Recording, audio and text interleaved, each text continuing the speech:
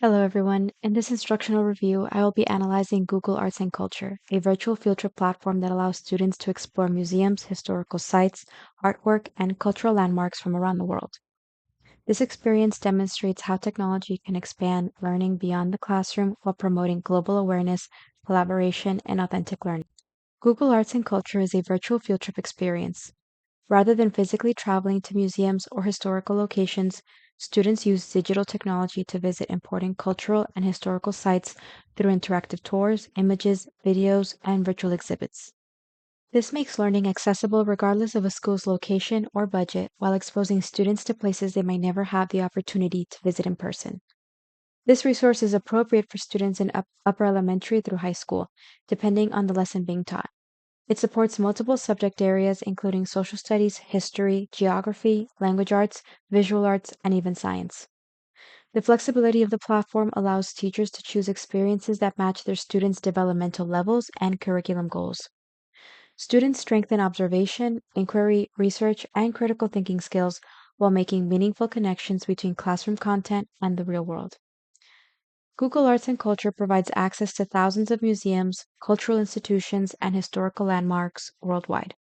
Instead of simply learning about historical events or famous works of art, students actively investigate exhibits, answer questions, complete research activities, and participate in classroom discussions.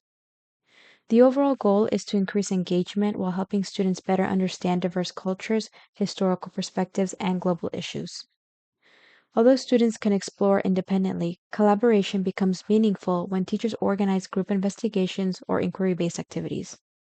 Students can work in teams to analyze exhibits, compare cultures, discuss historical events, and present their findings to classmates.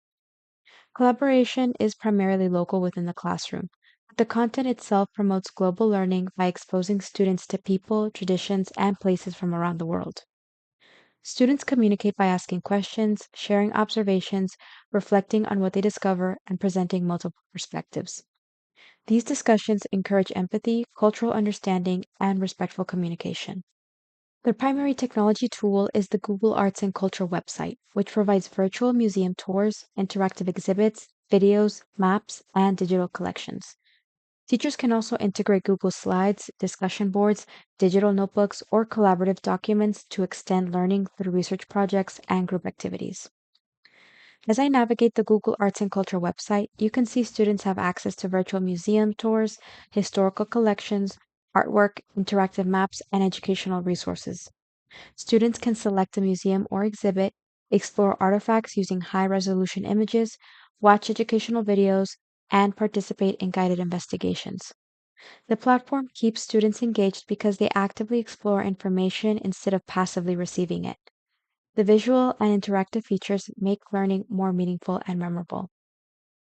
Google Arts and Culture is especially valuable for 21st century learners because it develops communication, collaboration, global awareness, creativity, empathy, and critical thinking.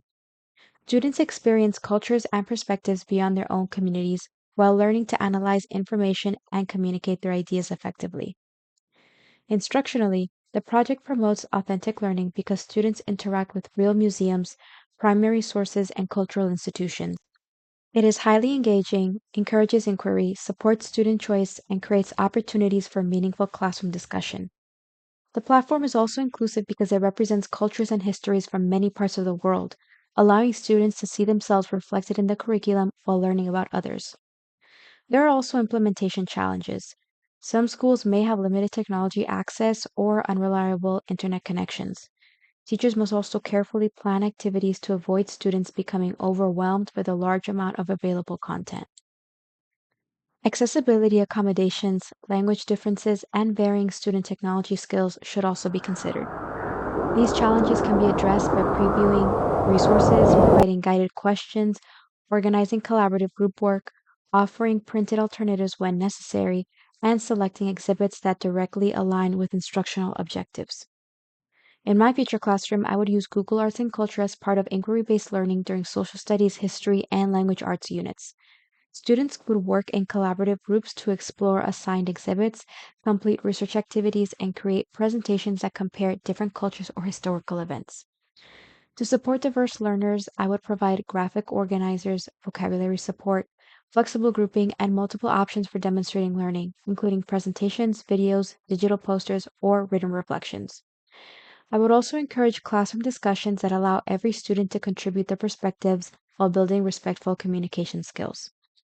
Overall, Google Arts and Culture demonstrates how thoughtfully designed virtual field trips can extend learning beyond classroom walls, while preparing students with the communication, collaboration, and global competencies needed for success in today's interconnected world.